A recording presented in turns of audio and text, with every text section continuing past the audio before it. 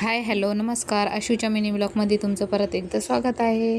रात्रीच ना नवऱ्याने इतकं ज्ञान दिलं होतं की उद्यापासून चहा वगैरे बंद करायचं म्हणून. काय आपण काय नवऱ्याचं ऐकत नाही, चहाशिवाय कामाला जमत नाही. त्यामुळे ना नवऱ्याच्या उठायच्या आधीच चहा बनवून पिऊन घेतला आणि काय पटकन रात्री घासलेले भांडे पण रॅकमध्ये लावून दिले.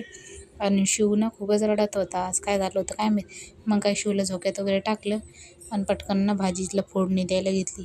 आज ना बटाट्याची भाजी करायची होती. नवऱ्यानं रात्रीच रेसिपी पाठवली होती की अशीच उद्या भाजी पाहिजे म्हणून. मग काय तशीच भाजी वगैरे केली आणि कणिक मळायला घेतलं. कणिक वगैरे मळून घेतलं आणि झटपट पटापट चपात्या पण लाटून घेतल्या आणि किचन वाटा साफ करायला घेतला. आज ना शिवला थोडंसं बरं नव्हतं, त्यामुळे ना तो खूपच रडत होता. त्याला पाहता ना कामं पण करायची होती. मग काय त्याला ना ताप पण आला होता. मग काय पटकन ना कामं वगैरे आवरून घेतली. त्याला झोक्यात टाकलं आणि त्याला पाहता ना भांडे पण घासून घेतले. 10:50 झाली होती तरी पण ना नवरा झोपेल होता. इतकं कोणता आळस आहे काय माहीत बाबा माझ्या नवऱ्यात. मग काय शिवला आंघोळ वगैरे घातली आणि मस्तपैकी मेकअप वगैरे केला.